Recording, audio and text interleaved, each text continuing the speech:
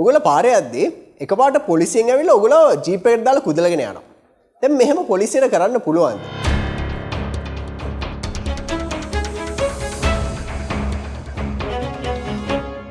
දැන් මේක ගොඩ දෙන්නට තියෙන ප්‍රශ්නයක්.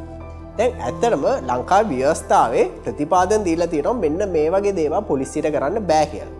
මේකට කියන්නේ ඔයාලට තියෙන මූලික මිනිස් අයිතිවාසිකම් කියලා. ඒ කියන්නේ මිනිස්සෙක් විදියට අභිමාණයෙන් කොහොමද කරදරයක් ප්‍රශ්නයක් නැතුව ලංකාවේ ජීවත් වෙන්න ඔයාලට ව්‍යවස්ථාවෙන් විශේෂ ප්‍රතිපාදන දීලා තියෙනවා.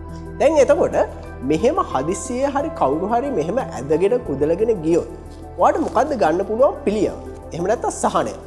දැන් මෙන්න මේකට ප්‍රතිපාදන දීලා තියෙනවා ව්‍යවස්ථාවේ 17 වෙනි වගන්තියයි 126 වෙනි වගන්තියයි. 17 වෙනි වගන්තිය කියනවා කිසියම් විදියක විධායකයන්, ඒ කියන්නේ විධායකය කියලා කියන්නේ ওই පොලිසිය, ඒ වගේම ආණ්ඩුවේ යටතේ තියෙන දේවල් තියෙනවානේ. හමුදාව වෙන්න පුළුවන්, පොලිසිය වෙන්න පුළුවන්, ඒ වගේ විධායකයන්. එහෙම නැත්නම් පරිපාලනමය වශයෙන්, ඒ කියන්නේ කවුරු හරි දැන් ආණ්ඩුවේ තැනකට ගියාම ඔයාලට මොකක් හරි කරලා දෙන්නේ නැහැ. මෙන්න මේ වගේ දේවල් වලට ඔයාලට ගන්න පුළුවන් පිළියමක් තියෙනවා.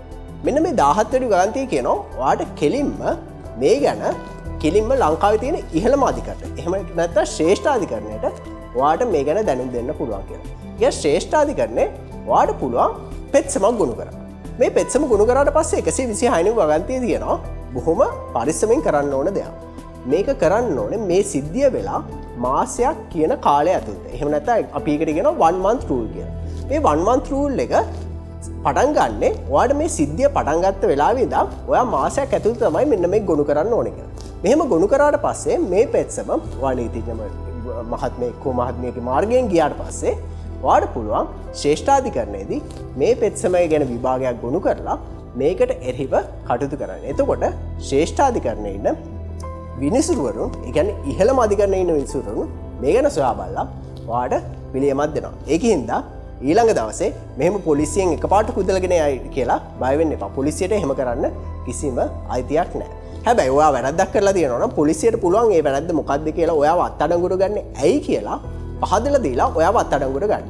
අන්න එතකොට නීත්‍යානුකූලව තමයි මේක වෙලා තියෙන්නේ.